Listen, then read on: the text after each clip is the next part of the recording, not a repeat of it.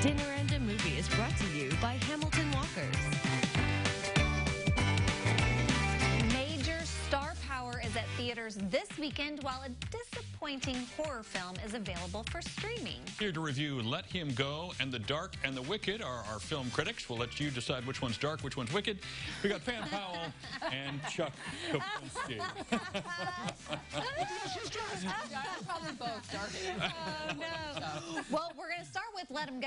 We are. So let's chat. Let Him Go. This is based on the novel by Larry Watson. And you're right, it's got a lot of star power in it. We have Diane Lane starring as Margaret, and we have Kevin Costner as George, her husband, who's a retired sheriff. They live out in Montana. They live in the West. It is just an absolutely gorgeous, picturesque kind of Wild West environment back in the 1960s. Their son James lives with them, along with their daughter-in-law Lorna and their adorable little baby grandson Jimmy. Well, one day James dies unexpectedly. We flash forward 5 years later, and Lorna is remarrying a man named Donnie Weeboy, who you see there in the picture, and really devastating scene. Margaret witnesses that and goes to take little Jimmy away from Lorna and his horrible stepfather, and they have fled.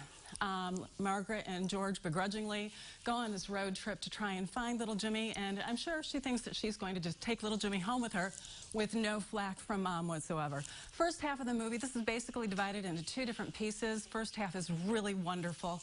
A lot of missing pieces of the puzzle that you just know are going to come through in the end. Builds the tension, and it's just a devastating series of events that they go through.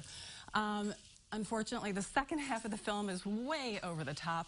We meet the Weeboy family as they find little Jimmy, and they are way over the top, as if they're caricatures of bad guys. Blanche, the matriarch of the family, is played by Leslie Manville, and it just becomes this kind of crime thriller drama that's preposterous, and I hated the ending. Oh, no. Yeah, Started off so well. Yeah. It really did. It was very, very strong. I think what happened is they left too many pieces of that puzzle back in the book on the printed pages, and we never find out any character development about those bad guys. It was just kind of like, ooh, they're really bad, and that's about all there is to it. Quickly, agree or disagree?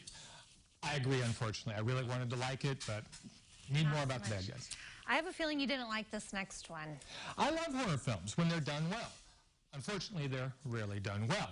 The Dark and the Wicked is one of those. It's a great-looking film, and there are a couple images in it that are really, really disturbing, especially a dead mother who's floating outside the window on the front lawn. Ooh. Thank you. No. The Dark and the Wicked, there's no story here. It's about an older couple. The mom has committed suicide. Dad is sick in bed. Brother and sister come home to take care of him, and, well, they start hallucinating very, very bad things. And I hope they don't show this where the woman cuts off her fingers. Oh, you just told us. She gets them all mixed up with the carrots. Okay. Oh, nice. Ooh. And they start to hallucinate. Bad things start to happen. We're not sure what's real, what's not. The problem with this film is we don't know why this is happening. We don't know why they're being tormented by this demon. We don't know if the water's bad and this is just all in their head. There's nothing really there to try and explain what's going on. And it's a frustrating type of film because, as I say, it's good looking, it's disturbing at times.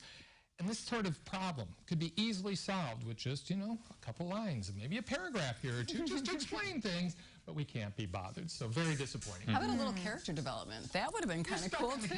I am. It's hard to develop characters when they don't have fingers. Yeah. I know. I fell asleep. That one's streaming. Yours is in theaters. In theaters, yes. Okay.